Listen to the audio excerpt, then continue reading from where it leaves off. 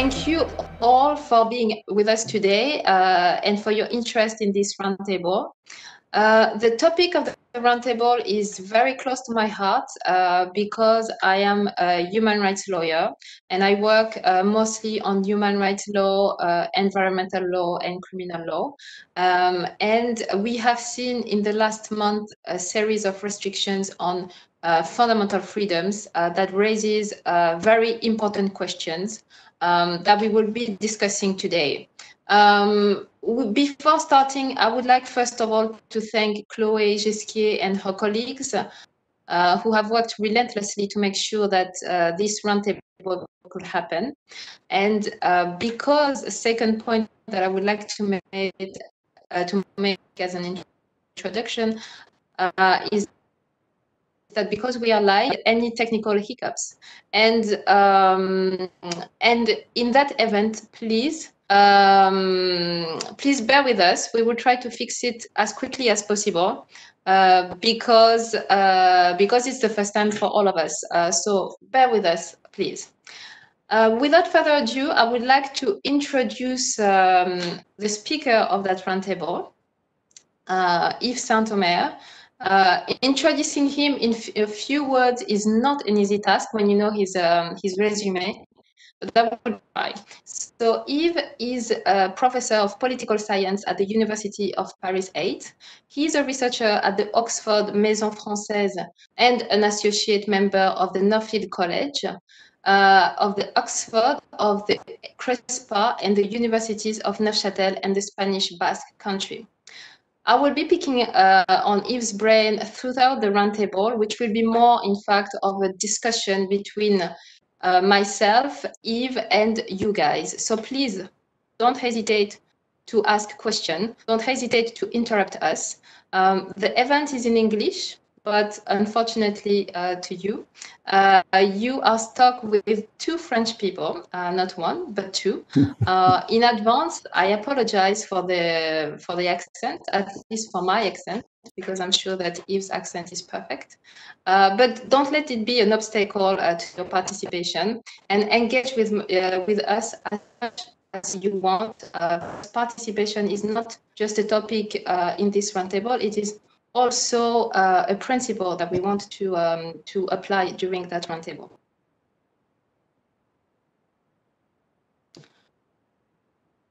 Let's now start discussing the topic, fundamental freedom, a changing block of our democracy.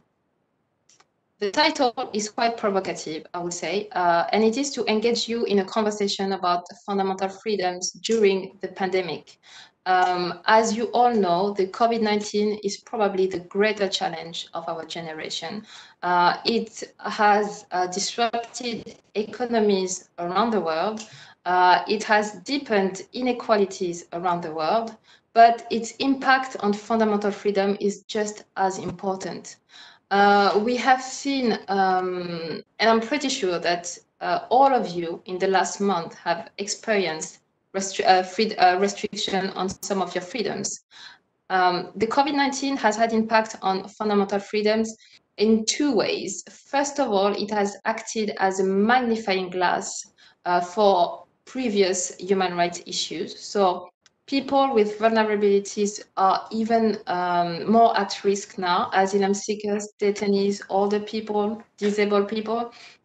And we have also seen that women are facing increased risk of domestic violence.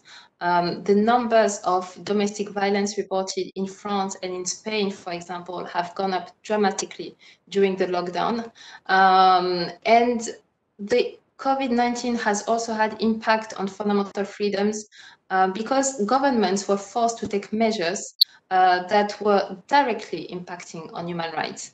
And we think immediately about restrictions on freedom of association, on freedom of movement, but the impact of the COVID-19 on human rights is much greater than that. And just to give you a few examples, I would like to mention that we have seen restriction on the right to family, because during the lockdown and even after the lockdown, children that have separated parents were not always able to maintain a family life with the parents that they are not living with. Similarly, children that have parents in detention were not able to have a family life with them. And we have seen elderly people prevented from seeing their family for a long period of time. We have also witnessed restriction on freedom of expression. Demonstration was prohibited in many countries. And similarly, there has been measures taken throughout the pandemic to curb the impact of fake news, and it has had an impact on the work of journalists and also on the right of freedom of expression of every citizen. We have also seen quite a lot of a fair trial. During the lockdown, many hearings could not take place, and when they were taking place, it was very often with a single judge, whereas it would have been normally in a collegial process. And it has had an impact on the right to a fair trial. But the same, detainees could not always see their lawyers, and there has been a long delays for hearings. Throughout the pandemic, we have seen restriction on the right to privacy. Governments have used the information given by phone companies and telecom companies to see the movement of population that were happening in the countries. For example, in France, just before the lockdown, there has been quite a lot of movement of population from the French people living in Paris or in big cities, going to their secondary home, and the government were actually able to see that movement happening because they had all the information from the telecom companies. The impact on the right to privacy was also evident with contact tracing applications that were used around the globe, in Israel, in Poland, in France, in Germany, in Korea, South Korea. And those applications, those apps were having a huge impact on the right to privacy, because governments could see live where the citizens were and what were they doing, and especially people that were put in isolation because they were contaminated. Very often the police could trace their movement on a regular basis. And we have seen also restriction on the right to asylum. For example, in Italy, the government closed the borders during the pandemic, and people that were at the borders, very often at the sea, in the sea, they could not enter in the country to ask for asylum. So that's are just some example of restriction on fundamental rights that we have seen. But for months, basically, governments have been walking a tightrope because they have had to balance to find the balance between saving lives and allowing people's freedoms that are essential to those lives. And that balancing act was sometimes very difficult. For example, for elderly people, when governments tried to protect them from being contaminated, they actually separated them from their family, which also had some impact on their health, as some of them died actually from loneliness. But as the pandemic is lasting, and as we are seeing like emergency health measures that are taking and that are lasting for more than a couple of months now, and that will last even longer. The government in France has actually announced that we will be living with the pandemic for at least next year, for up until next year. Mid of next year, he's suggesting. So, and it might even be longer. So this raises several questions as public health emergency lasts longer and longer. And those questions I will be asking them to Yves Sintomer. Yves, do you think that our democracies, modern democracies around the world, are equipped to protect human rights in prolonged state of emergency. Thank you very much, Grace. Thank you also, Chloe and the team for organizing this debate and this possibility for me to have an exchange with you today. I also apologize for my accent in English, but I hope that you will understand me. In order to answer your question, Grace, I would like to say that I agree with, say, 85% or 90% of what you said, but I perhaps disagree with 10%. And I would like to put also the disagreement in the light for the sake of the discussion.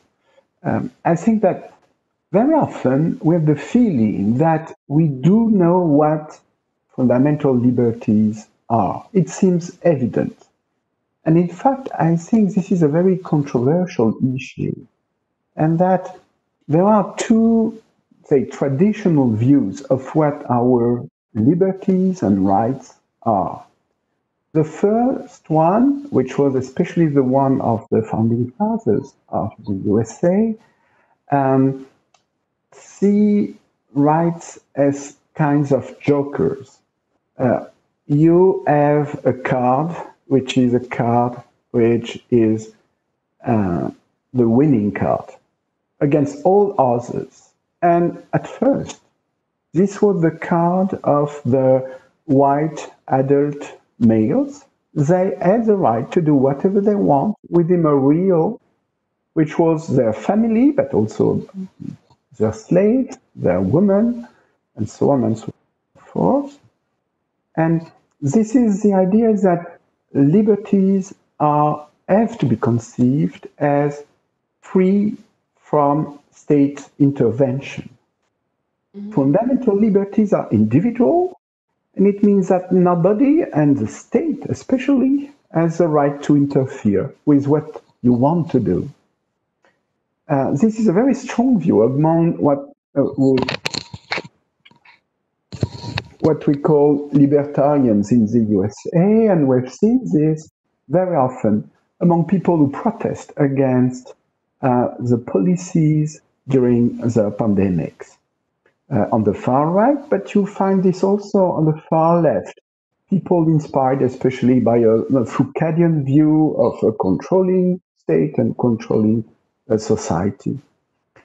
The problem is that in this view, liberties are very individualistic. It is what the German philosophy called Willkür, some kind of arbitrary decisions that you make in your own mind and in your own behavior, but you don't take the others into account. And against this version, this individualistic version of liberty, one could say that liberty is not to do whatever you want, free from intervention of the state, but you have to take the others into account, and you have to together set the rules which have to be respected and which protect the others' liberty. So in this perspective, liberty is not, and rights are not a joker, but a trump, a strong card, but there are also strong cards by the others. And therefore, the system of liberties, of rights, is a system in which you have tensions, you have controversies, you have to weight the cards. It's not like a joker. And in this second perspective, we have, in France especially, but not only in France, very often in the world, another interpretation, a classical one, which sees liberties which thinks that liberty have to be protected from the state, by the state, that the state has a duty to set the formal, legal, but also material conditions for liberty, for fundamental liberty. And in fact, in the Republican tradition, you don't have to fear the state. You have to fear others in the society. You have to fear private powers in society. So in this Republican view, the state is somehow very paternalistic. The state will take care of you. You have to trust the state. And your security, for example, is in the hands of the state. And I think that we have to go beyond the two options, either a very individualistic view of fundamental liberties or a paternalistic view of state liberties. I think that those during the pandemics who say that the state does not have the right to interfere in, for example, of our freedom of movement, have a very individualistic conception of what freedom is. But I also think that 80% of the limits you have mentioned show also that we have to be careful that the state can take much more decisions than needed. So when we go back to your question, democracy and emergency, I think that we have to recognize that there is no one response on it, because democracies in the world have had quite different responses to the COVID crisis, to the pandemic. Compare South Korea, Japan, New Zealand, France, Germany, Italy, Britain, the US. There are several responses, and there are responses which go much beyond the dichotomy democracy, authoritarianism. So what is clear is that there is a risk of not only limiting liberties during the emergency period, but also to include policies which have been enacted during the pandemics in the normal law, in the law after the pandemic. This is a risk. But another thing is crucial. It is interaction between citizens and rulers during the emergency crisis and after the emergency crisis.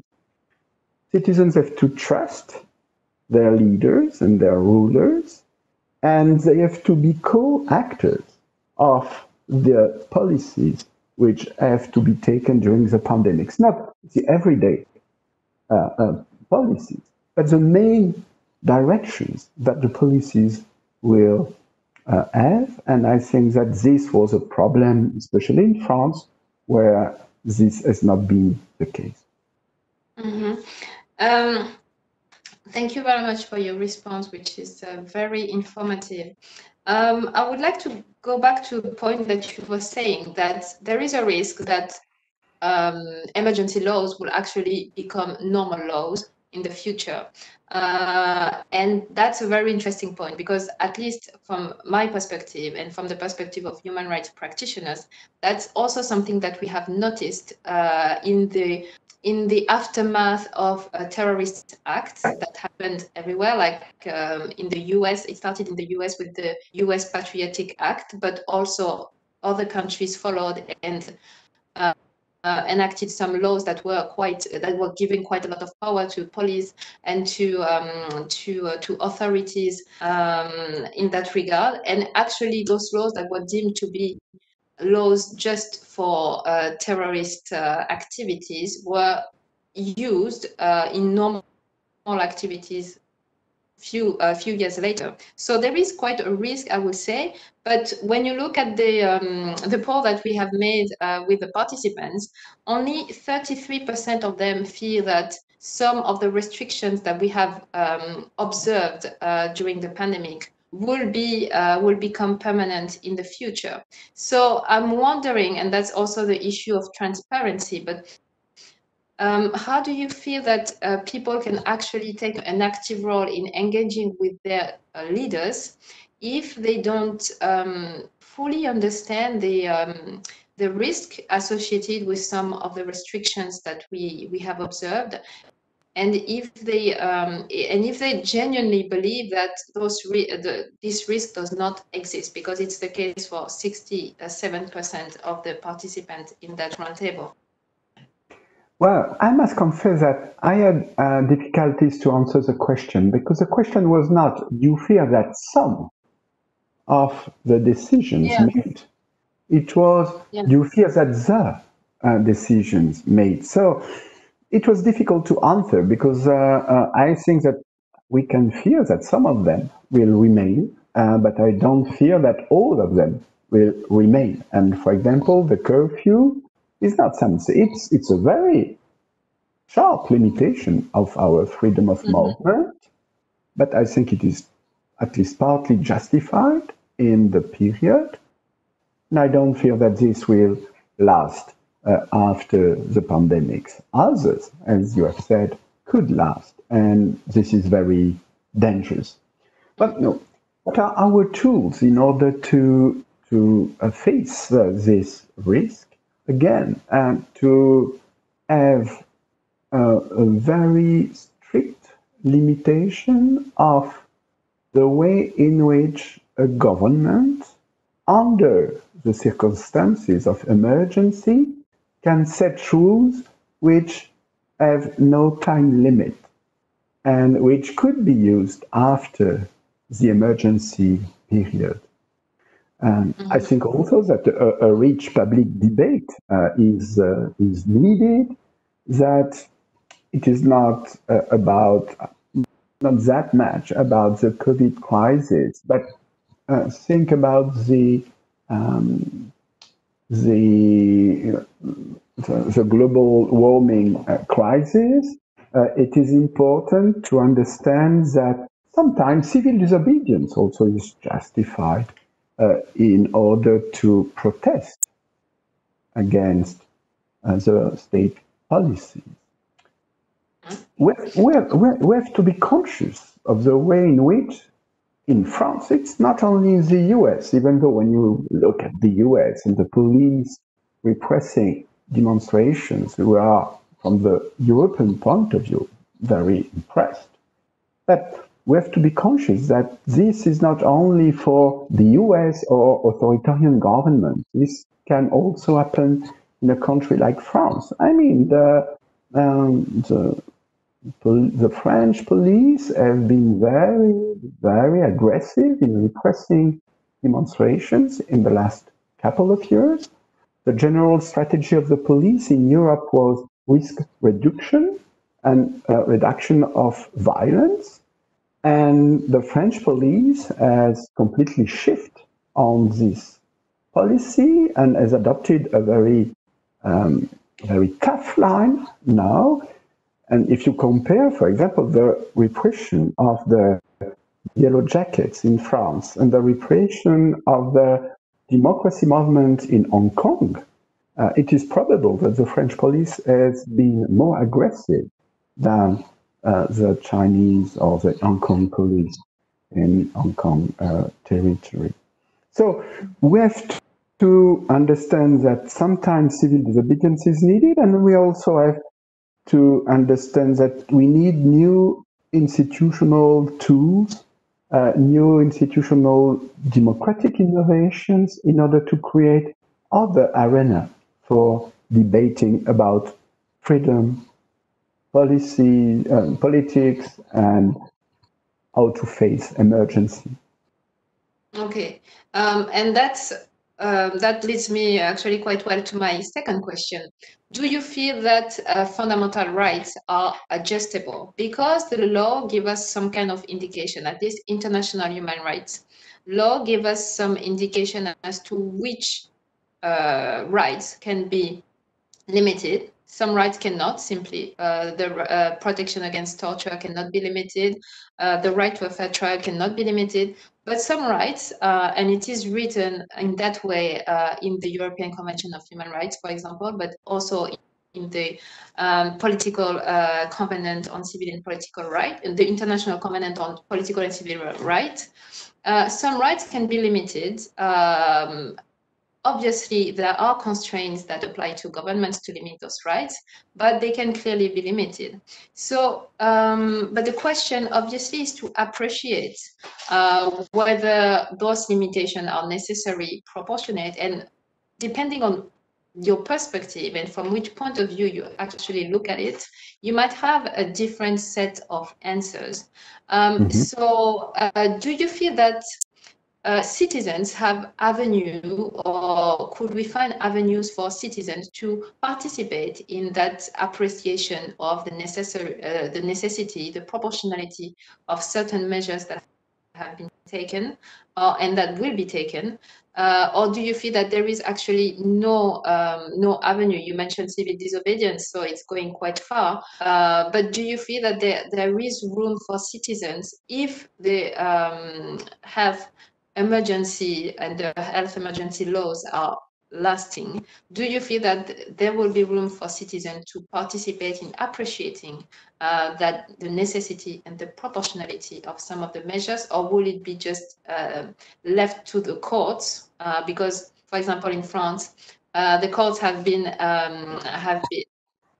seized by several people to judge the action of governments, and the Constitutional Court has also been asked to decide whether or not some of the measures were proportionate. Do you feel it will be left to the court, or citizens will have an avenue to participate in that discussion?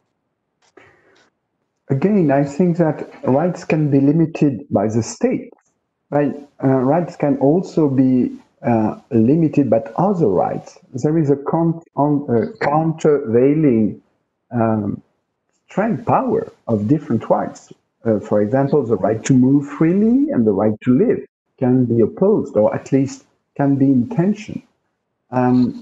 So, how can we face the risk that these limitations of rights in the emergency period can last?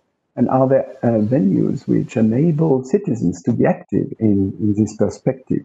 We have seen that elections are not sufficient.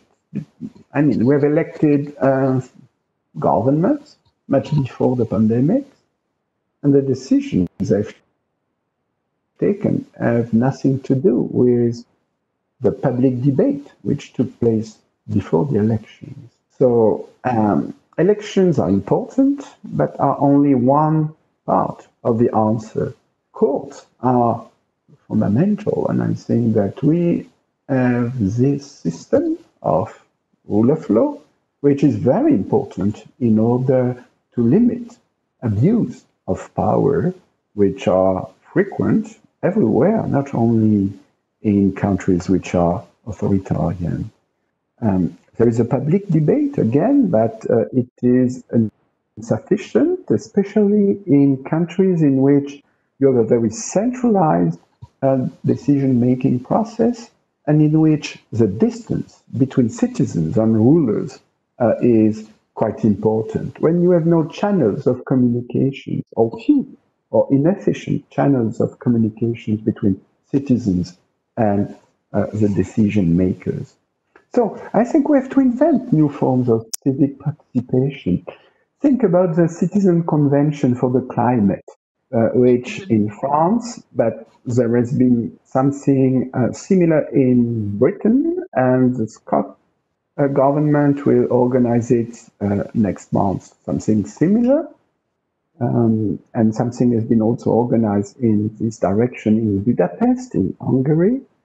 So this idea that randomly selected citizens with a very rich information material, with public hearings, with small group discussions and general assembly discussions, can work about very important public issues, is something I think very promising. And I would have wished that during the pandemic, we would have had some citizen assembly or convention which would have followed the pandemics and which would not have proposed concrete policies to face the pandemics, but which would have discussed, say, a plan A, a plan B, a plan C, letting the government to decide whether to apply plan A, B, or C, but at least to have a citizen dialogue and discussion about how to face the pandemics, how to balance, say, the right of life and the right of freely moving, and so on and so forth. And I think that in a number of countries, we have had a very paternalist decision coming from above. In others, you have had a more balanced discussion between central government and especially in federal countries and local governments, but very often citizens have been marginal in the discussion. And I think we have to imagine new channels in order to transform citizens from, say, users, passive users or clients of the state to active users and partners of the state. And this is also not only during the pandemics or during the emergency period, but also after this emergency period. I think a strong card in order to check whether some limitations of fundamental liberties are necessary or not. Okay, and I mean that's just a question that maybe you would have some answers to, but it's a question that I'm asking myself because sometimes I have the feeling that people are willing to give up on some liberties and freedom, and that would like to have some others. And I'm just explaining myself right now.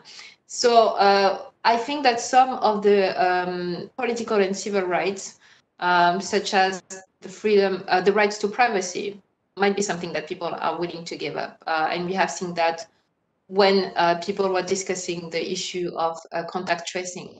But on the other hand, socio-economical rights might become more and more important for people, and they might even become more important as we see all the consequences of the pandemic.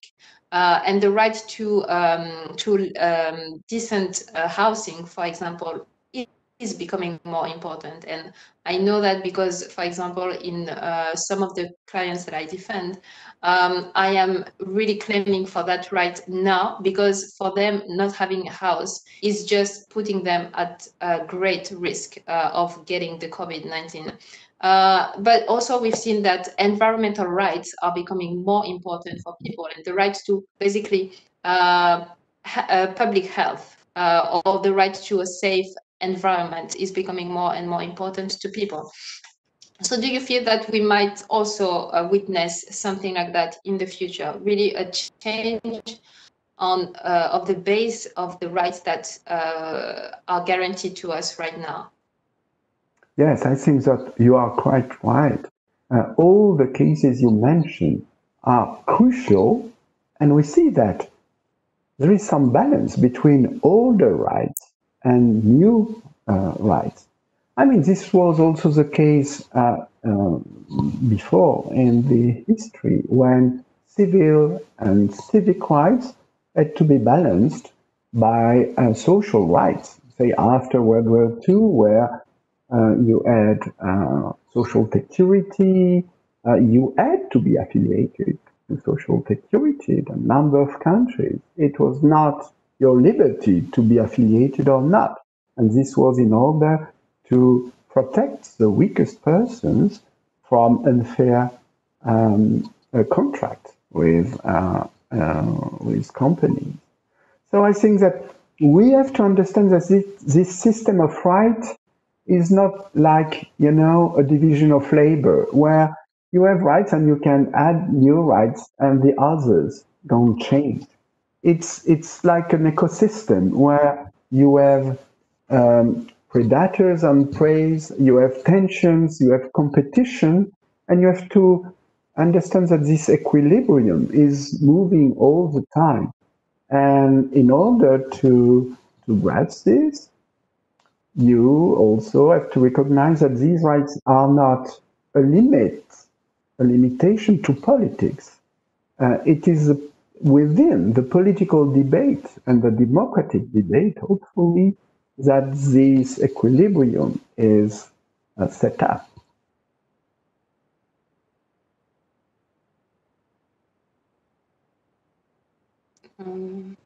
Grace, you have disappeared from the screen.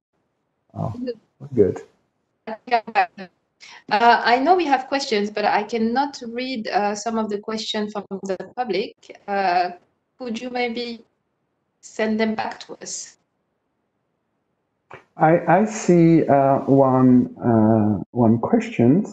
Mr. Sintomer, do you think a citizen assembly assembly would have been heard during this moment when scientists and doctors' conclusions were more important to decide whether or not to restrict rights. And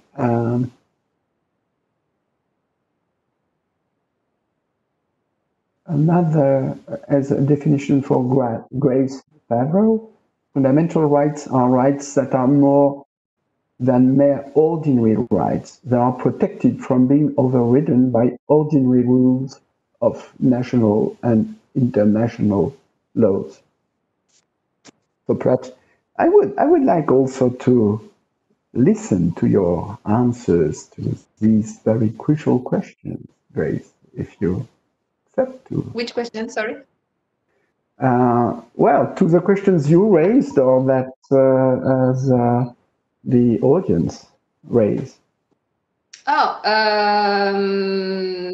yes. Well, the first question, do I fear that some of the rights, some of the restrictions that we have had will become permanent? Yes, I do. I think we have, it's always it's always evolving in the same way, in the same direction. There are no going back. When we lose one right or when we see some limitation, we rarely go back to the previous situation, and we have seen that with on criminal laws with regards to policies that were taken to curb terrorism. So I think that when we lose something, we're not going to get it back, at least not in the near future. And what was the other question? The question was also for you that some of the rights are protected from being overridden by ordinary rules of national and international law. So some are protected. Yes, some rights are protected. And I think in dealing with that pandemic, international law is quite protective and is restricting the right of government in some ways in taking some measures. And especially like in France and in Europe, we have the European Court of Human Rights, which is quite active and which is giving some guidance on how to appreciate the necessity and proportionality of some of the measures that have been taken. And although I would like to mention that some states have actually decided to use Article 15 of the European Convention and to derogate from some of the rights, saying that for the time being, I am not going to apply some of the rights that are guaranteed by the convention. It is important to mention that even during that derogatory period, the European Court of Human Rights can still appreciate whether a derogation was necessary or not. So it's not giving total freedom to states to derogate from the rights guaranteed by the convention. It is still applying some sort of control and some checking, some checks from the action of the state. I fully agree on this. And for me, in order to answer the questions about would a citizen assembly have been heard during this moment when scientists and doctors were giving the most important answers, I would like to stress that we have to differentiate between fake science, and we have seen fake science, especially in countries where, like in the USA or Brazil, the president was, how to say it, sympathetic with fake news and fake science. But then, even when you restrict the discussion to the real science and real medicine, we've seen that there are discussions within the science, between scientists, between doctors, about what to do, what are the scenarios, what are the models, what should we, how should we answer the crisis? The medicine in Germany, in France, in Sweden, in England, in Taiwan have not been the same. I mean, they have not given the same main directions So I think there is a space for not only courts, but also citizens to discuss about these different alternatives and to say, well, in order to balance health protection, the protection of jobs, the protection of freedoms of movement, and so on, are we the right balance? I think citizens have to have a say on it, and not only politicians because they are elected. Are there some other questions from participants? So a question about balancing between our fear and trust for these types of regulation. Do you want to answer first, Grace? Balancing between our fear and trust. Mm-hmm. It's a complicated question, but I think on the measures taken, well, nobody will say that governments did not do the right thing. For me, the question is, there was the lockdown that was, I mean, at least in France, there was the lockdown that was decided in a hurry.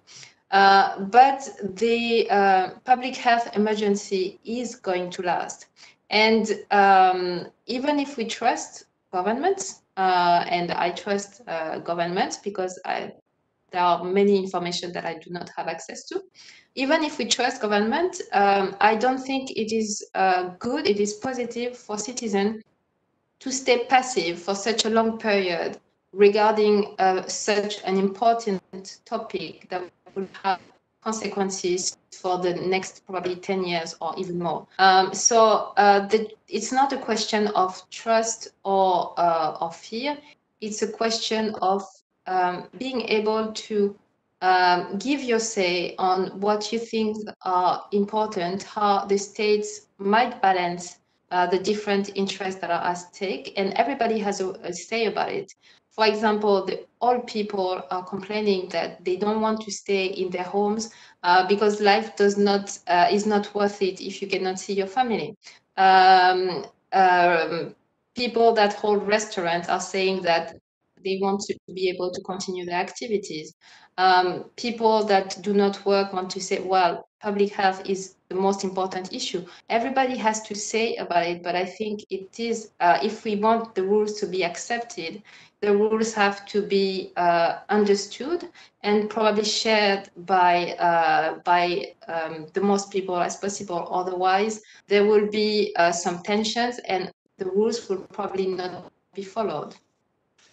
Mm-hmm. I agree on this. I mean, I think that the trust is not to be blind. I mean, a government has to demonstrate that it owns this trust from citizens. And I think that there are three components in this trust, at least a legitimate trust. The first one is the transparency that Grace mentioned. I think the other one is coherence. When you have governments who are not coherent, who do not act in a coherent way, it's very difficult to trust. And I think that in a lot of countries, this has not been the case. I just give an example for the universities in France, the domain I know most, but I am pretty sure that you could find other examples. There was a couple of weeks ago a meeting between the Ministry of Higher Education and the and the universities, the directions of the universities from Paris and suburbs. At that time, the official policy of the government was, please tell all the students to come. And most of the biggest French universities in Paris and suburbs were going in this direction. And 10 days later, the government said, no, go back to the hybrid system. 10 days later, it was not coherent. And we have to face this incoherence of policies, and when it's not coherent, why you have to trust? And the third, a condition beyond transparency and coherence is what Grace also presented: democracy, public debate. The idea that the government is not God, that the government has to face tough decisions. This is clear in a complex situation. This is also clear, but that we have to have our voice in this process. And so the problem is not government acting and citizen trusting. It is how to reach decisions which can be, if not consensual, at least democratically discussed.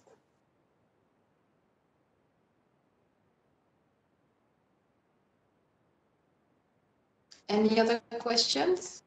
Hello everyone. There is another question, and concerning like the law, and is the law floated when a government, whatever it is, makes a decision that seems essential to prevent the spread of the current epidemic? So floated meant bafoué, and that's the question that you maybe just mentioned and reply. Yeah, I mean, it's governments can take measures, and as I mentioned, according to international law, governments can take some measures, can limit some of the rights guaranteed under international law. Not all of them. As I say, the protection against torture cannot be limited. You cannot torture somebody just to prevent a pandemic, for example. But the right to family, the right to privacy, the right to what else? The right to religion, for example, could be limited. And according to, I would say in Europe, according to the European Court of Human Rights, it is totally possible. So some of the actions that states took were totally in compliance with European law, so long as they justify the necessity and the proportionality of the measures. So if a state can actually justify that necessity, it is totally within international law. But it's not. But again, the most important is clearly to demonstrate that element of necessity and proportionality. A state cannot take any measures just because there is a pandemic. It has to make sure that it is taking the measures that is the least restrictive possible to achieve the aim that is justified to protect people from the pandemic. So long as there is the condition of necessity and proportionality, states are totally within their rights. I fully agree.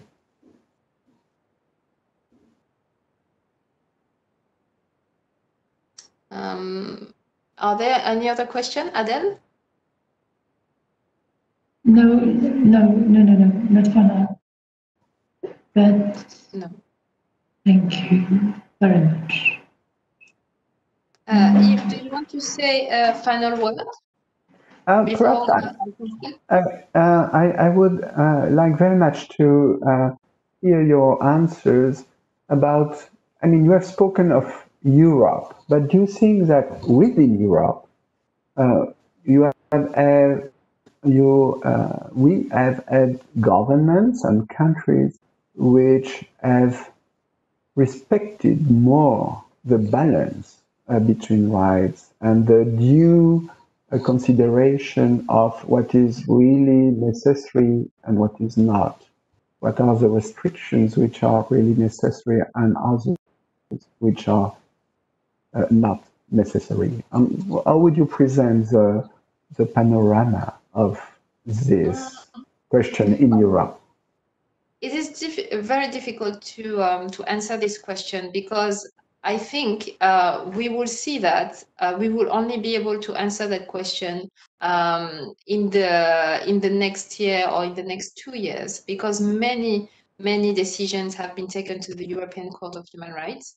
and it has not taken a decision yet. What I will say for France is that on the issue of vulnerable people, France has been lagging behind. For example, on the issue of detainees, the issue of migrants, we've seen that in many countries and some that had a huge detainees population, states have just decided to put as many as possible outside of the prison. People that were doing a very short sentence, for example, or people that were in prison for a very minor offense. But in France, it has not been the case. The population has not changed. The number of detainees has not changed, and we have not done, I think, sufficiently enough to guarantee protection of the detainees, which are still living in overcrowded spaces, and to protect their right to a family, for example. On the issue of migrants, some countries like Portugal has decided to grant asylum or to give citizenship temporarily to all migrants, to just make sure that they will be able to have access to the healthcare and the social system during the pandemic. That was not the choice that was made in France. But I think that the response of the country might be proportionate in some areas and not in some others, depending on internal politics. But to me, because I prefer to talk about decisions that have been given by courts, I think we will know that only in 2 years or 3 years' time, when the European Court of Human Rights will have given its first decision on some of the measures that had been taken throughout Europe to stop the pandemic.